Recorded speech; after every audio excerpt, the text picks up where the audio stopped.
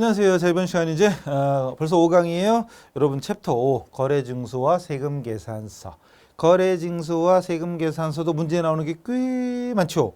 2절 보세요. 1절 말고 2절 규제 169. 2절에 보시면 어마무시하죠. 엄청 많이 나오는 거 이 정도면 우리 시험에 부가세가 객관식 15개 중에 3개밖에 안 나온다죠. 3개. 근데 그렇게 많이 나온 거야. 뭐가 나올 게 이렇게 많지? 그러니까요. 가볼게요. 먼저 거래징수. 1절의 거래징수입니다. 교재. 하여튼 교재를 마르고 닳도록 열심히 두세 바퀴 돌리면 합격이 보일 겁니다. 교재를 멀리 하시는 분은 합격이 없어요. 교재를 가까이 하셔서 계속 2번, 3번 보셔야 됩니다. 10번 보셔도 되고 100번 보셔도 되고 갑오로 물려줄 필요까지는 없어요. 열심히 보세요. 자, 사업자가 재화나 용역을 공급할 때, 즉 매출할 때 과세표준에 세율을 적용한 부가세를 재화나 용역을 공급받는 자, 상대방 매입자로부터 징수를 해야 되는데 그게 바로 거래징수다.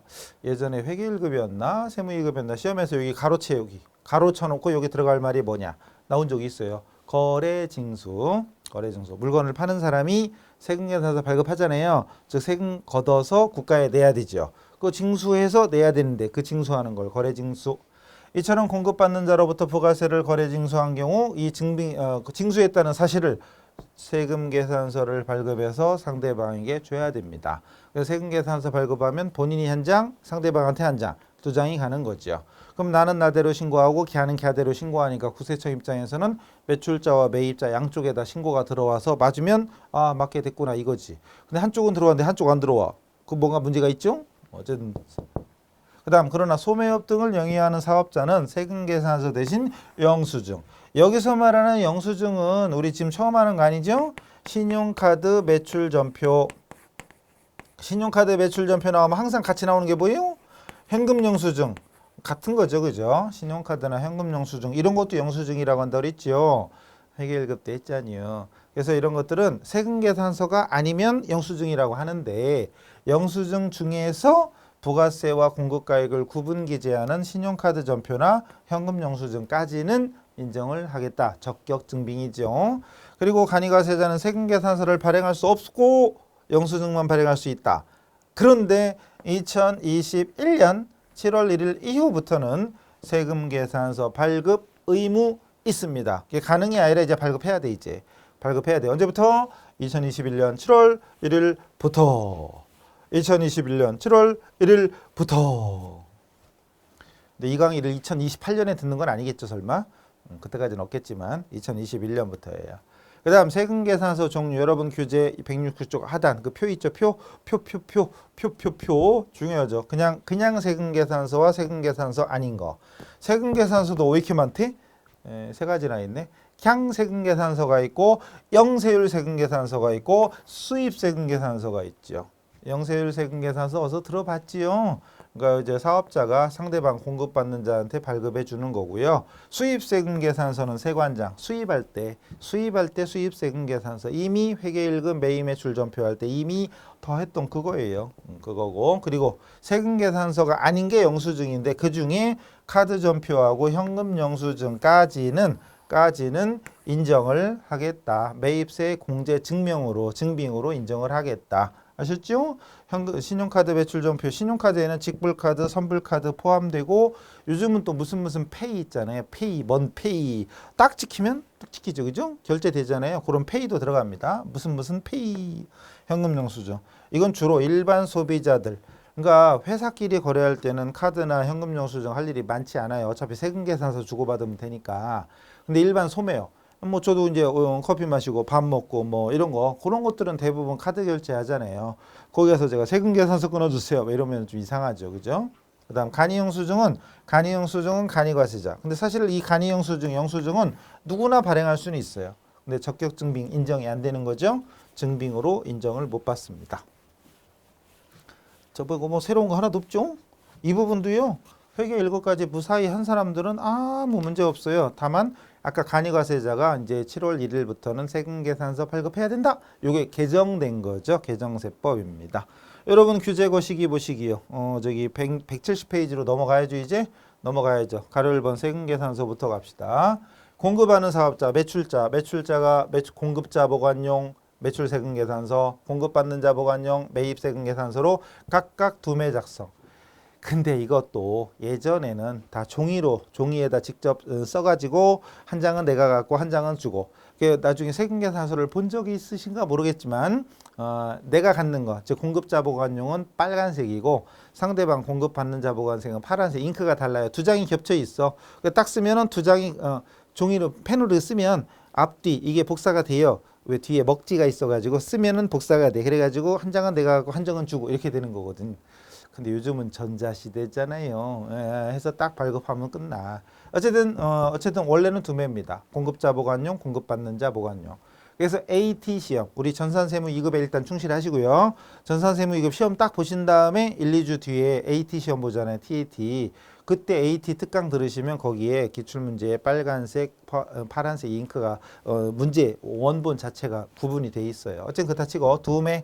그리고 공급자로 발급한 세금계산서를 요약한 매출처별 세금계산서 합계표를 작성해서 세무서에 제출해야 되고, 공급받는 자는 발급받은 세금계산서를 요약한 매입처별 세금계산서 합계표를 제출해야 됩니다. 그래야 매입세 공제를 받아. 그리고 세금계산서는 5년 동안 보관할 의무가 있어요. 종이시대에.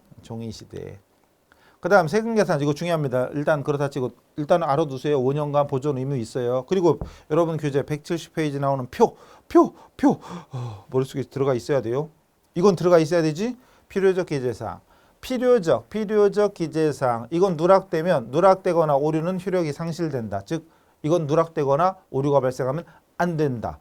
이거 여기 있는 4가지 중에 하나라도 잘못되면 이건 세금계산서 효력 없다, 뭐 이거죠. 공공공작 기억납니까? 왜 이렇게 됐대? 공공공작 이렇게 됐습니다. 공공공작. 공급하는 자, 매출자죠. 공급하는 자의 등록번호와 성명, 명칭, 상호죠. 상호. 그리고 공급받는 자의 등록번호. 여기서 우리 함정 있잖아요. 공급받는 자의 상호, 성명, 명칭 이렇게 써 있으면 어때요? 명칭. 물론 있어도 상관없지만 중요한 건 필요적 기재사항이 아닌 거죠. 써도 상관은 없지만 쓰든 안 쓰든 이는 상관없다 이죠. 공급받는 자는 등록번호만 있으면 됩니다. 등록번호만. 그리고 공급가액과 부가세가 있어야 되고요. 작성연월일. 여기서 주의할 점은 공급연월일과 헷갈리면 안 돼요. 작성연월일이지 공급연월일이 아니에요. 작성연월일. 공공공작, 공작입니다. 공공공작. 그래서 필요적 기재사항 4가지 무조건 암기. 중요한 거죠. 암기하셔야 돼요. 이미 암기돼 있어야 돼. 사실은 이미 공공공작 기억하시고, 그 다음 임의적 기재사항은 효력에 영향 없다. 즉 여기 있는 것들은 써 있어도 그만, 안 써 있어도 상관은 없다. 대표적으로 이거 공급받는 자의 주소나 공급받는 자의 상호, 성명. 이거 여기 주소 왜 또 있냐? 어쨌든 여기 공급받는 자의 성명, 상호, 명칭은 없어도 됩니다. 필요적 기재사항이 아니에요. 그래서 시험에 많이 나오는 게 필요적 기재사항에 해당되지 않는 것은 이런 식으로 나오고, 함정이 이거죠. 함정이 주로. 또 공급 품목이나 단가, 그리고 공급 연월일.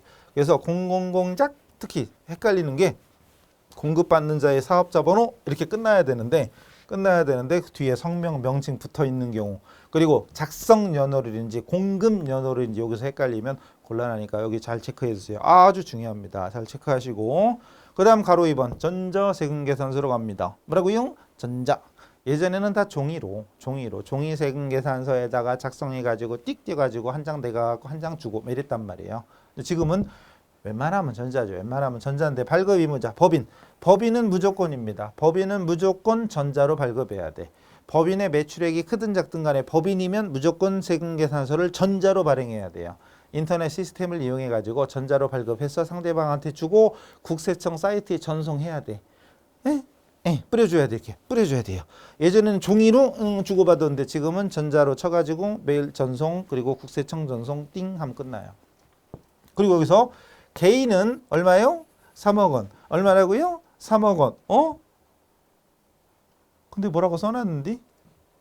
2022년 7월 이후에는 2억 원으로. 세법은 자꾸 바뀌어요. 계속 바뀝니다. 그래서 적어도 뭐 핑계는 핑계지만 개정세법 분야에서는 완벽하게 개정된 교재가 힘들다 그랬죠? 왜? 세법은 한 번에 바뀌는 게 아니라 중간중간 계속 심심하면 이렇게 바뀌니까. 근데 중요한 건 지금이 몇 년이에요? 지금이 2022 1년이에요. 근데 언제부터 바뀐대야? 2022년부터래요. 그럼 뭐 어쩌라는겨? 그니까요. 제가 바꾼 거 아니에요. 저 째려보지 마세요. 일단은 개인은 3억 원 이상일 때만, 개인은 매출액이 3억 원 이상일 때만 전자로 발급하는 게 원칙이다. 그런데 2022년 7월 1일부터는 2억 원으로 바뀝니다. 3억에서 2억으로. 그러니까 연도가 이게 문제야. 근데 지금 2021년 10월 시험이야.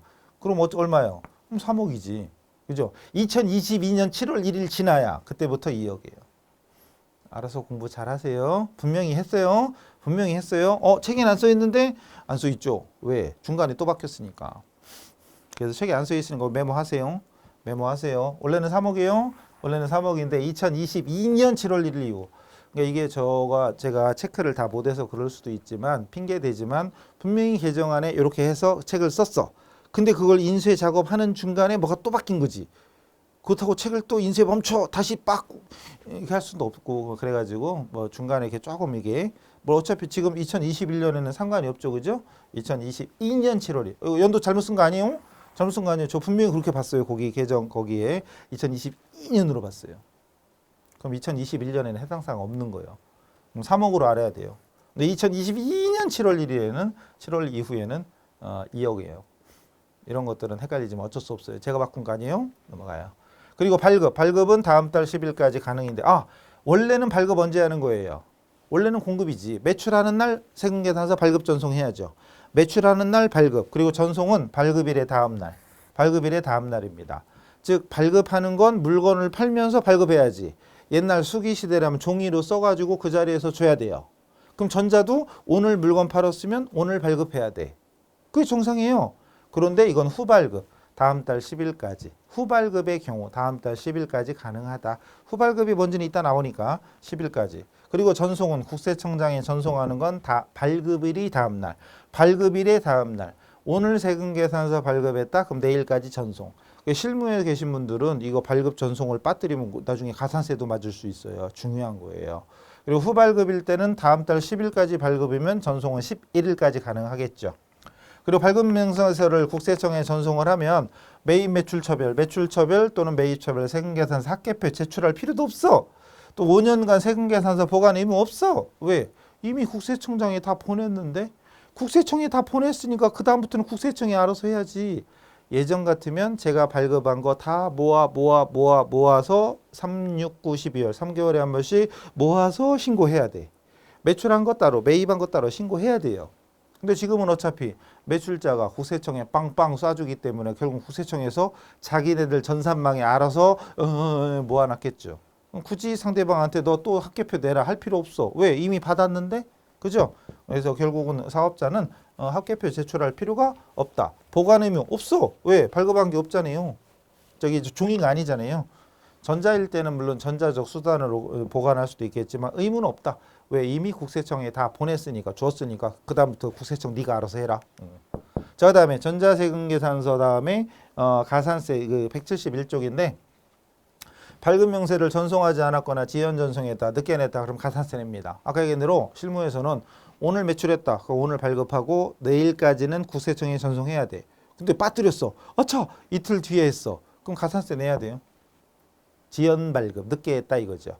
만약에 후발급이면 다음 달 10일까지 발급, 그럼 11일까지 전송. 11일까지 전송해야 되는데 그때 무지하게 바빠가지고 13일 날 했어.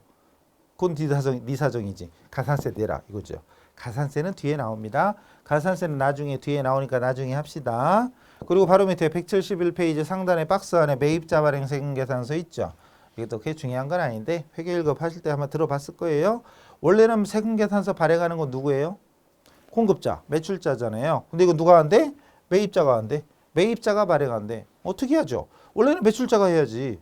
자, 그런데 사업자가 재화나 용역을 공급하고 거래 시기에, 즉 공급할 때 세금계산서를 발급해야 되는데 안 해. 왜 안 했나 몰라도 건당 10만 원 이상인 거래에 대해서 그 재화 또는 용역을 공급받는 자, 즉 매입자는 관할 세무서장의 확인을 받아서 세금계산서를 발행할 수 있다. 원래는 당연히 매출자가 발급해 줘야 돼요. 근데 제가 뭐 샀는데 세금계산서 달라고 했더니 뭐 어쩌고저쩌고 뭐 안 해. 자꾸 안 해. 자꾸 밀어. 그럼 나는 세금계산서를 받아야 그걸 가지고 매입세 공제를 받잖아요. 근데 못 받으면 나 공제 못 받잖아. 그럼 승질 나죠? 달라니까 안 줘. 그거 어떻게 해, 그럼 세무서장이 가. 세무서장 국세청 가가지고 얘가 세금계산서 발급 안 해줘요. 그럼 제가 발급할게요. 발급해요. 매입자 발행 이런 것도 있다. 그래서 부가세 신고서에 가면 매입자 발행 세금계산서가 두 번째 줄에 나옵니다. 뭐 그런 것도 있다. 어쨌든 인정돼요. 인정돼요. 그다음 영수증. 영수증은 세금계산서에 있는 필요적 기재사항 있잖아요. 네 가지 공공공작. 그중에 공급받는 자의 등록번호와 부가세가 없는 것이 영수증이에요. 예를 들어서 저 지금은 사업자 아니에요. 제가 근데 얼마 전까지는 사업자였었어요. 책도 직접 출판하고 그리고 제가 직접 그 동영상 했는데 결론은 안 됐죠. 예. 그럼 제가 사업자였을 때는 예를 들어서 제가 어디 가서 샀다. 기계를 샀다. 카메라를 캠코더를 샀다. 뭐 이런 거 여기처럼 비싼 거 못 사도 샀어요. 그럼 사면서 제 사업자 등록번호 제시하고 세금계산서 발급해 주세요. 할 수 있었단 말이죠. 그죠? 할 수 있었죠. 그럼 거기에 제가 반드시 거기에 사업자 번호를 제시해야만 상대방이 사업자 번호 쳐가지고 세금계산서 끊어줘요. 그런데 제가 카드로 긁으면 신용카드 전표에 보면 거기에 사업자 번호 적고 이런 데가 없어요. 만약에 제가 또 이런 커피숍이나 아니면 식당이야. 손님이 하루에 지금 200명, 300명 계속 왔다 갔다 하면서 카드 긁어. 근데 카드 긁을 때마다 사업자 번호, 사업자 등록증 보여주면서 요거 세금계산서 끊어주세요. 이거 힘들단 말이죠. 그래서 사업자 등록번호 이런 게 없는 거, 따로 없는 거 이게 영수증이라고 합니다. 근데 이런 영수증을 발급받아도 공제를 받을 수는 없어요. 원래는. 근데 신용카드 전표나 현금 영수증은 공제 가능하다. 이건 적격증빙으로 이미 알고 있던 거니까 새로운 건 없죠. 쉽게 얘기하면 어쨌든 세금계산서가 아닌 건 영수증이라고 한다. 근데 그 영수증 중에 아까 표에 있었죠. 카드 전표하고 현금 영수증까지는 적격증빙으로 인정된다. 뭐 이런 거지요. 자, 발급 시기로 갑니다. 그래서 여러분 171페이지 표 있죠? 표를 잘 째려봐야 돼. 세법을 하다 보면 표가 되게 많잖아요. 열심히 째려보세요. 열심히 째려봐야 돼. 먼저 원칙은 재화나 용역을 공급하는 날, 물건을 파는 날이죠. 파는 날입니다. 근데 예외가 있어. 특례. 예외가 있는데 미리 교부하는 게 있고 뒤에 보면 후발급, 후교부, 나중에 하는 것도 있어요. 자, 일단 원칙은 매출할 때입니다. 원칙은. 그런데 자, 먼저 선교부가 있대. 대가의 일부 또는 전부 또는 일부를 받고 그 받은 대가에 대해서 발급했다. 인정됩니다.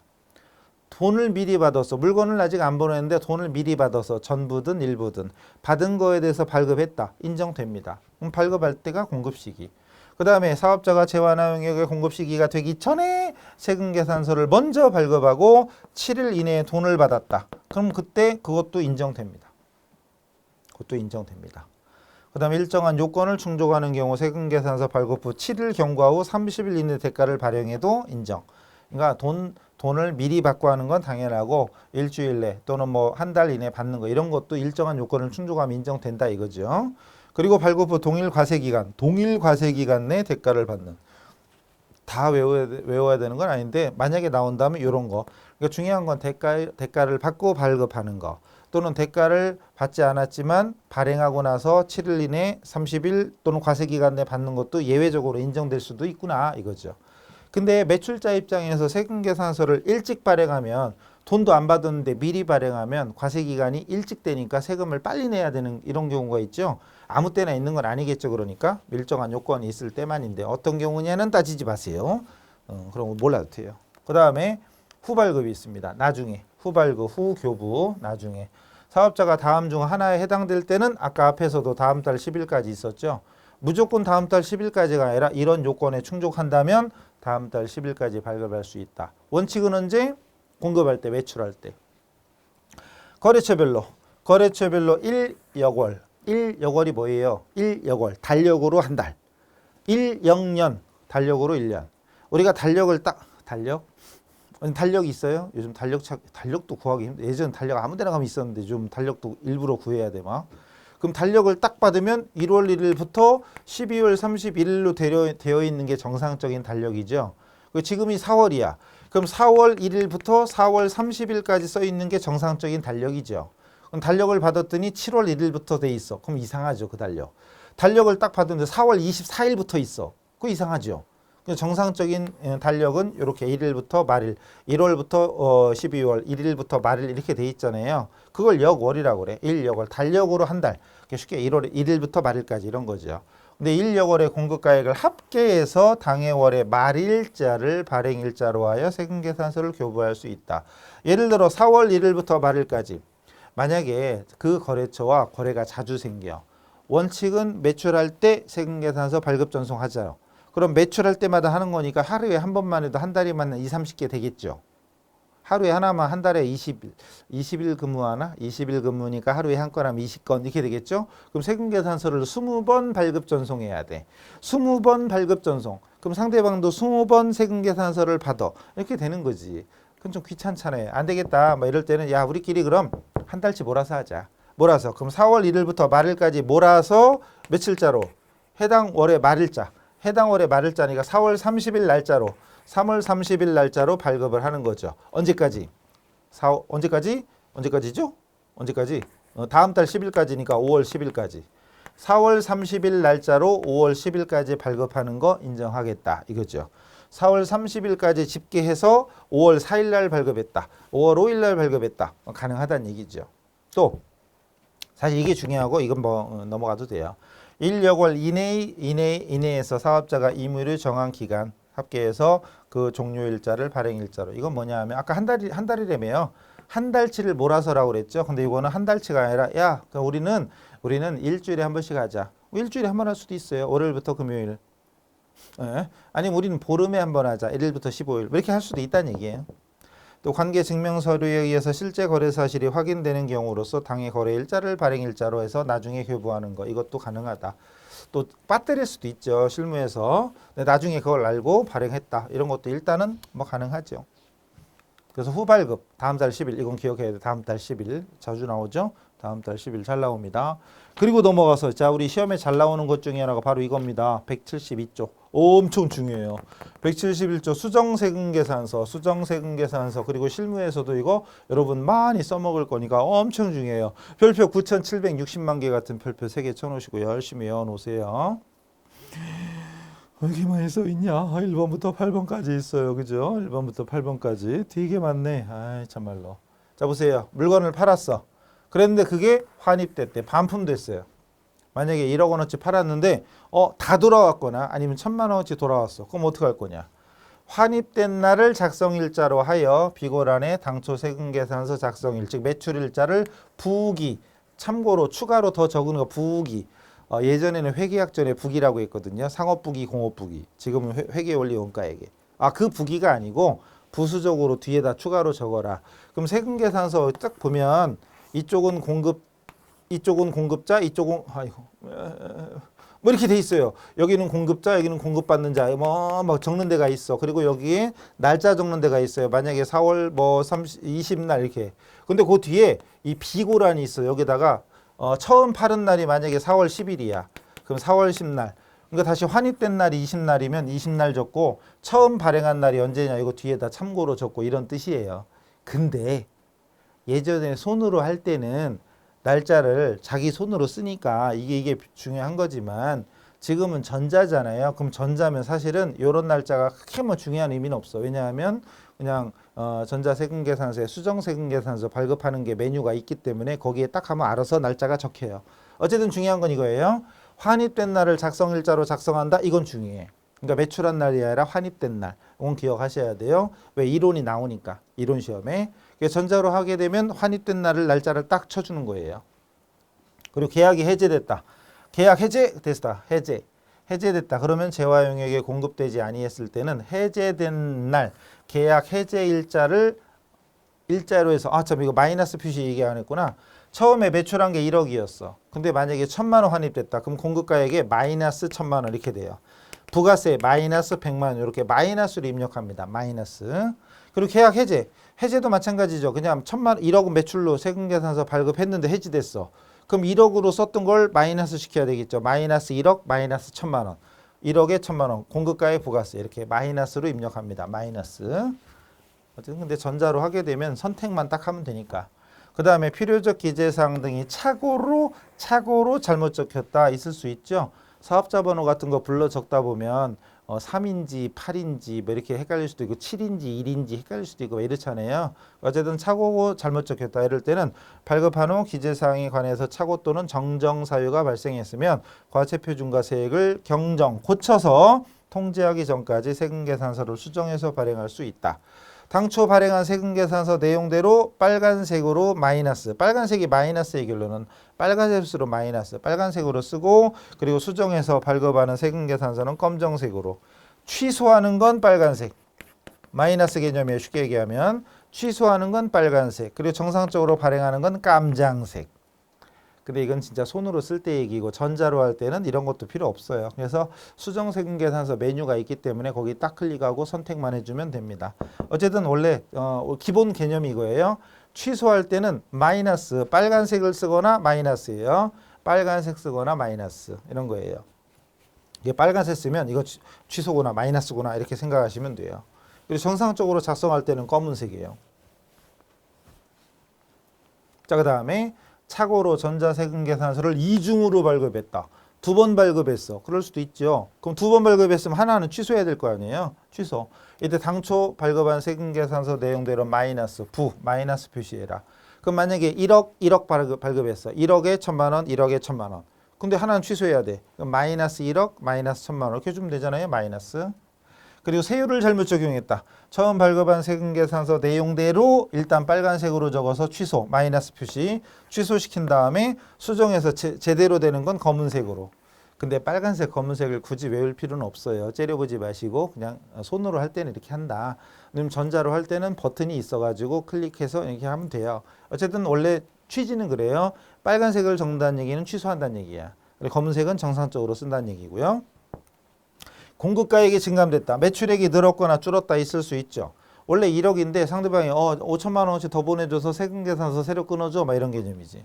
어쨌든 추가되는 금액이나 차감되는 금액이 발생한다면 그 증감 사유가 발생한 날을 작성일자로 하고 추가되는 금액은 깜장색, 추가되는 건 깜장색, 차감되는 건 빨간색, 그리고 또는 마이너스입니다. 빨간색으로 쓰거나 마이너스 쓰거나. 빨간색으로 쓰면 그 자체가 마이너스로 해석하면 되고 마이너스 쓰면 그냥 마이너스죠. 자, 그리고 지금 중요한 건 이거예요.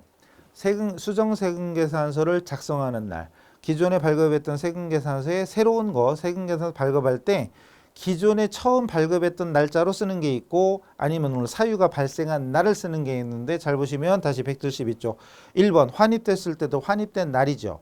그 아까 저기 색깔 칠해드렸잖아요. 엄청 중요한 거잖아요. 환입된 날을 기준으로 했죠. 사유 발생일, 사유 발생일. 또 계약 해지했을 때도 해지한 날, 사유 발생일이죠. 그리고 지금 뭐지? 여기도 증감 사유가 발생한 날이죠.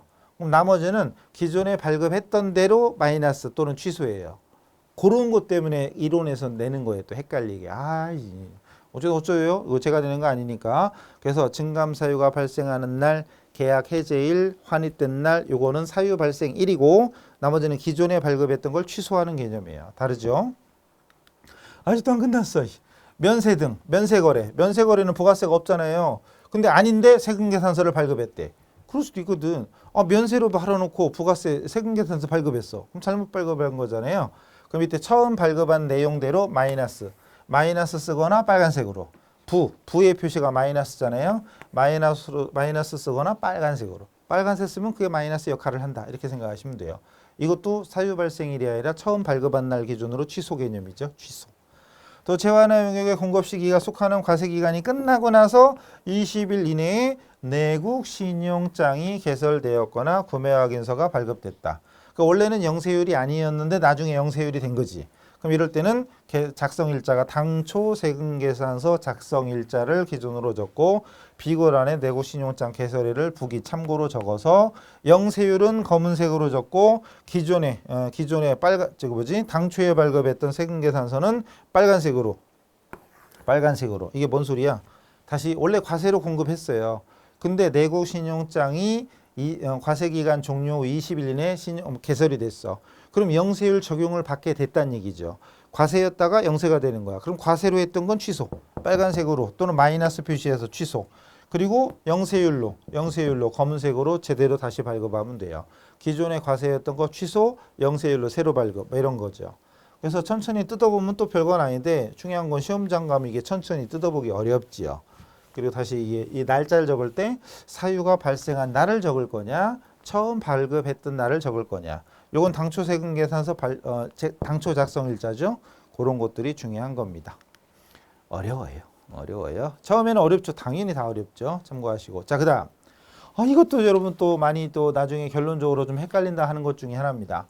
저는 책에다가 세금계산서 발급 의무 면제 그래서 괄호 1, 괄호 2 두 개를 써놨죠. 173쪽에. 근데 보통은 그냥 괄호 1번과 괄호 2번 하나로 해도 돼요. 중복됩니다. 근데 제가 따로 써놓은 거는 뭐 나름 이유는 있지만 어쨌든 사실은 괄호 1, 괄호 2가 같은 거예요.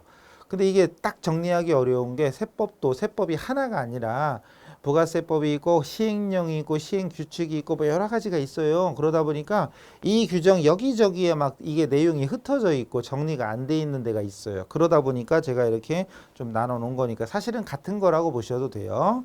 이건 뭐냐면 세금계산서 발급 의무 면제, 즉 세금계산서를 발급할 수 없거나 발급할 수는 있지만 불편할 때 이럴 때는 그냥 영수증으로 대체한다. 보세요. 영수증. 여기서 말하는 영수증은 또 뭐랬죠? 간이 영수증이 아니라 신용카드나 현금 영수증. 그죠? 다음에 해당되는 경우는 주로 최종 소비자에게 재화나 용역을 공급하는 사업자. 최종 소비자를 대상으로 하는 사업. 대표적으로 뭐 여기 소매업, 음식업, 숙박업, 목욕, 이발, 미용 뭐 계속 나오죠. 이런 경우는 사업자 대 사업자, 사업자 대 사업자가 아니라 보통 일반 소비자들 대상으로 한단 말이죠. 이럴 때는 일일이 세금계산서를 끊는 게 더 힘들어. 이럴 때는 그냥 간단하게 카드나 현금 영수증 딱 하면 간단하죠. 이런 거예요.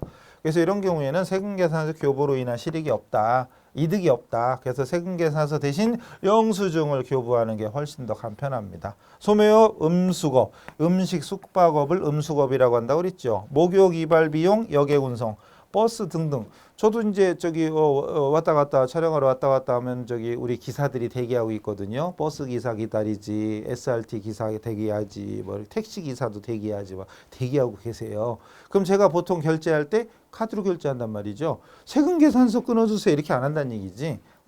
당연한 거죠. 입장권, 박물관, 뭐 미술관, 동물원, 식물원 이런 이럴 때는 입장권 보통 카드 결제하잖아요. 이런 경우에는 다 그냥 영수증, 세금계산서 하는 것보다 영수증이 간단하죠. 변호사, 회계사, 세무사 등 기타 유사한 전문적 인적 용역을 공급하는 사업 이런 경우도 영수증. 단 사업자에게 공급할 때 사업 대 사업으로 사업자한테 상담하게 주고 받는 것은 세금계산서 끊어줘야 됩니다. 그 얘기예요.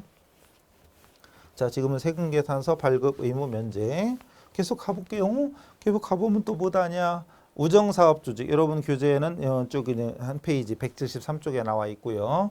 우정사업조직이 소포 우편물을 방문 접수해서 배달하는 용역 이거 뭐예요? 우체국 택배를 했잖아요. 그 다음에 임시사업장, 임시부스 개설사업자 이거 뭐냐면 예전에 저 아는 분 중에 하나가 무슨 저기 이제 편의점 뭐 경기도 무슨 총판인가 막 그랬는데 편의점인데 왜 꽃박람회 하는 데가 어디죠? 고향인가? 있죠. 꽃박람회를 하는데 그 하루 이틀 하는 게 아니죠. 뭐 2주, 한 달 이렇게 걸리나? 안 가봐서 몰라요. 만약에 2주라고 쳐. 그럼 코로나 시대 말고. 그럼 예전에는 그런 축제 같은 거 하면 거기에 사람들이 엄청 오니까 그 임시 사업장들, 임시 부스, 임시 사업장들인데 그중에 거기도 편의점도 있어요. 편의점 부스하고 거기 테이블 같은 거 놓고 파는데 몇 천씩 파는 거지 하루에도. 근데 거기에 일일이 다 세금계산서 끊어준다. 불가능하죠. 대부분 또 손님들이 세금계산서 요구하는 게 아니라 그냥 카드 긁고 현금 내고 뭐 이렇잖아요. 이런 경우는 당연한 얘기입니다. 그래서 사업자가 아닌 주로 일반 소비자한테 공급할 경우에는 영수증. 그리고 전기 사업자, 전기, 도시가스 또는 지역난방, 우리 저기 지역난방 이거 뭐라 그래? 그 도시가스 뭐 이런 거 같은 건가? 지역난방 열 막 이런 거 있죠? 이 야간에 무슨 열 그 뭐라고 하지? 뭐 그런 거 있죠? 심야 어쩌고요. 이런 산업용이 아닌 주로 전력, 도시가스, 열 이런 공급하는 거. 주로 이건 일반 일반 소비자 대상으로 하는 거. 이런 경우도 영수증으로. 결론은 주로 사업자가 아닌 소비자들을 대상으로 최종 소비자들을 대상으로 재화나 용역을 공급할 때는 세금계산서 교부가 불가능하거나 하더라도 오히려 불편함 이런 경우에는 세금계산서 대신 영수증으로 즉 신용카드나 현금 영수증으로 대체하는 것이 서로 편하다. 그리고 적격증빙 인정되니까. 그런데요 그 뒤에 책에 뭐라고 써 있죠?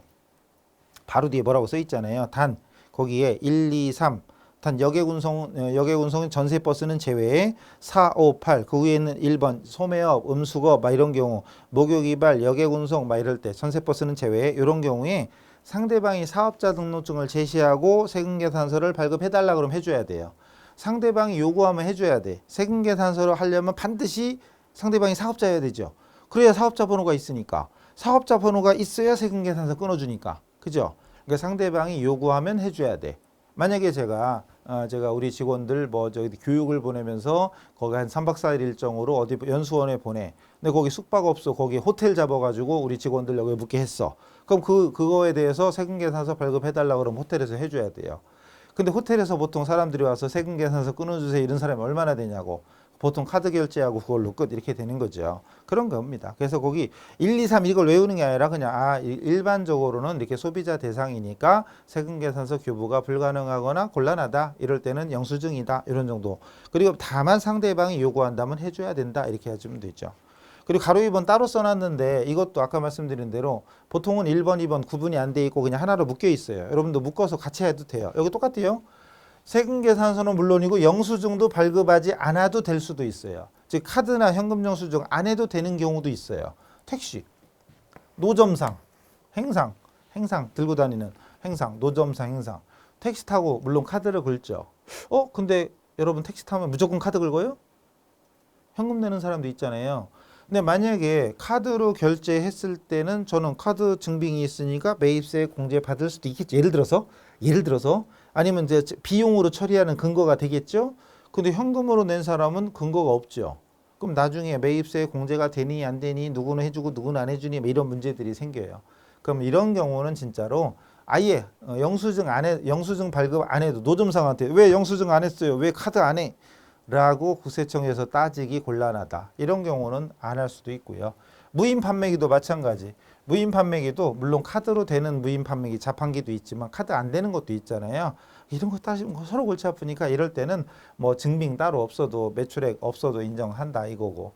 소매업이나 목욕 이발업은 아까 앞에 있던 내용하고 똑같죠.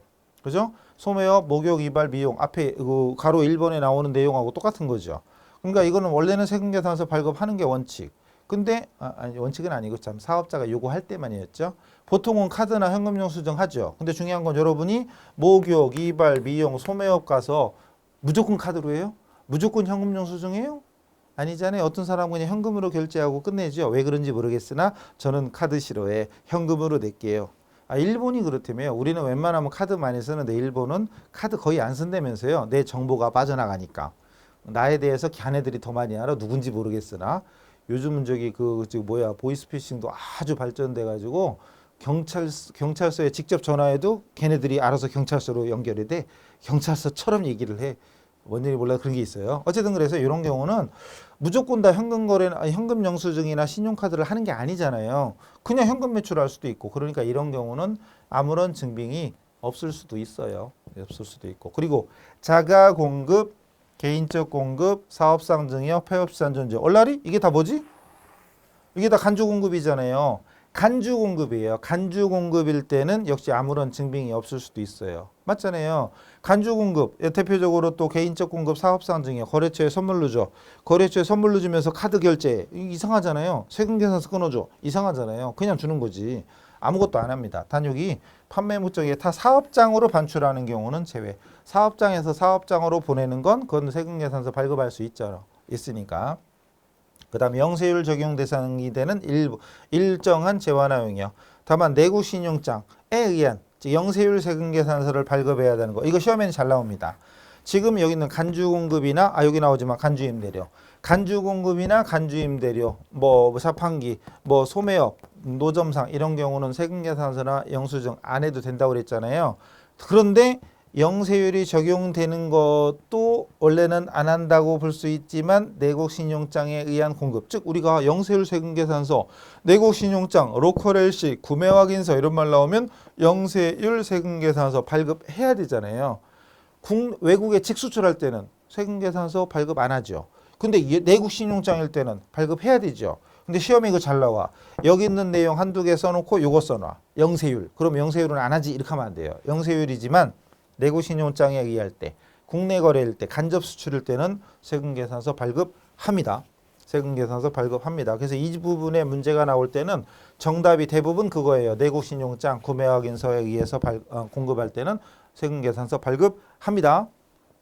그런 내용들이 신나게 써 있어요. 뭐 다 됐네. 중요한 거 다 끝났네요. 자, 이제 마지막 4번 학계표 제출인데요. 전자로 할 때는 학계표가 필요 없다고 그랬죠. 그 사업자가 세금계산서 발급했거나 받았을 때는 매출처별 또는 매입처별 학계표 제출해서 신고 납부해야 돼요. 신고 제출해야 됩니다. 단 전자세금계산서 발급했을 때는 상관없죠. 국세청에 전송하는 걸로 끝. 예.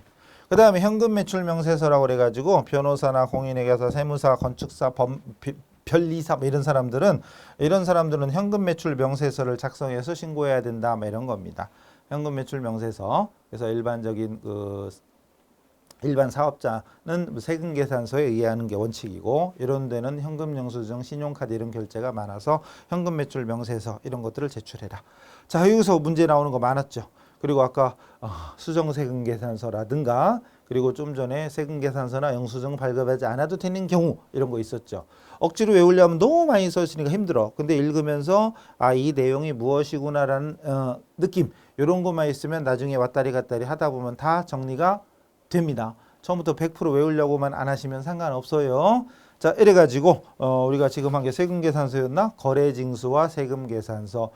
회계 1급에서 대부분 했지만 여기서도 또 새로운 것도 있고 그죠? 내용도 한 번에 정리하기는 쉽지 않은 내용. 그리고 내용이 너무 많아. 외울 것도 많고. 그러니까 한 번에 하려는 욕심을 버리면 그냥 왔다리 갔다리 언젠가 되겠지 이런 마음으로 왔다리 갔다리 하다 보면 됩니다. 자, 그래서 세금계산서 관련된 내용을 알아봤습니다. 다음 시간에 뵙겠습니다. 수고하셨습니다.